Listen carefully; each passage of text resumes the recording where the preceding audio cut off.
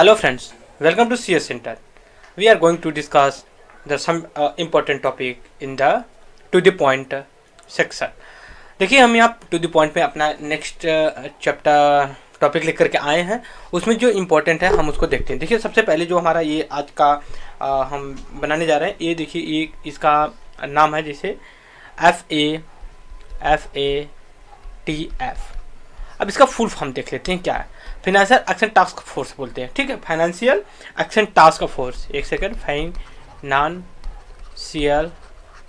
Action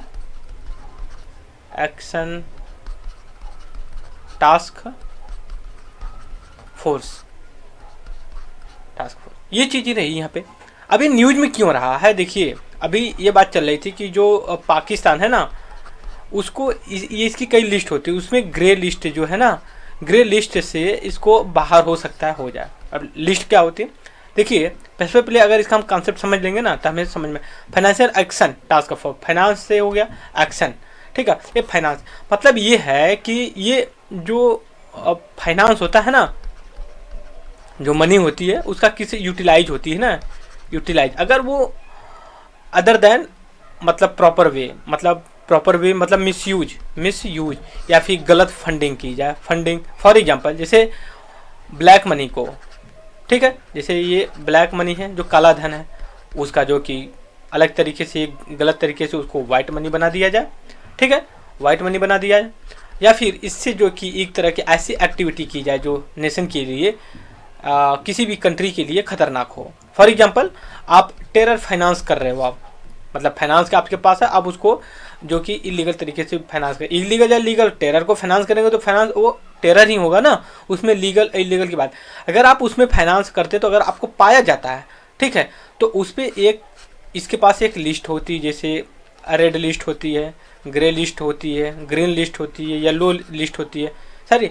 तो इनमें इनके पैरामीटर के हिसाब से मतलब जिस लिस्ट में डाला जाएगा तो अलग अलग जो कि रिस्ट्रिक्शन लगेगा। जैसे मान लीजिए अगर रेड लिस्ट में डाल जाए तो मतलब कंप्लीटली बैन कर दिया जाएगा आपको, ठीक है, उसमें डाल दिया जाएगा। आप किसी तरह से जो है कि फाइनेंस में आप इंटरफेरेंस नहीं कर सकते हैं, और आप करते हैं तो आपके ऊपर एक्शन लिया जाएगा।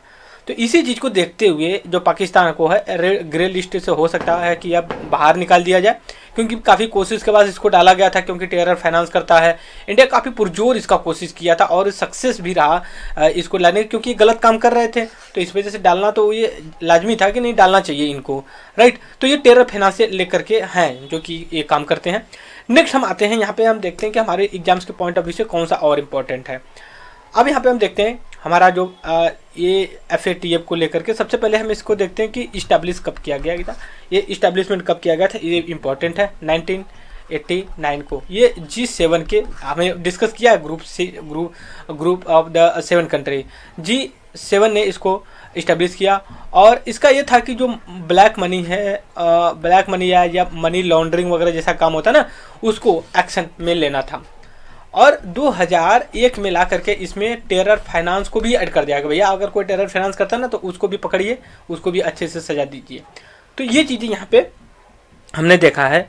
और इसका मेंबर जो है ऑलमोस्ट 39 लोग हैं, राइट, इसकी 39 मेंबर हैं, राइट। तो ये फाइनेंस एक्शन फोर्स में रहा, और ये एक तरह के इंटर गवर्नमेंटल ऑर्गेनाइजेशन है। ये इंटर गवर्नमेंटल ऑर्गेनाइजेशन है, मतलब अलग अलग तरीके की जो डिफरेंट कंट्री की हैं कंट्री हैं उनका जो कि ये मेंबर है, राइट। तो ये डिफरेंट कंट्री मिल करके गवर्नमेंट जो कि ये ऑर्गेनाइजेशन को बना रखी है। पहले इनिशिएटिव ले रखा था G7 ने, G7 के बाद और भी ऐड हुए उनके।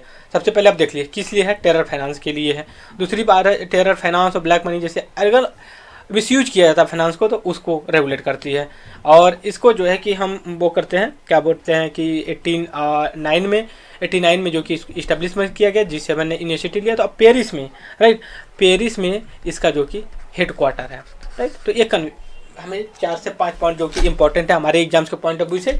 और I hope all of you gaining more than other sources, right. So इस वीडियो में इतना ही, और thank you very much the discussion.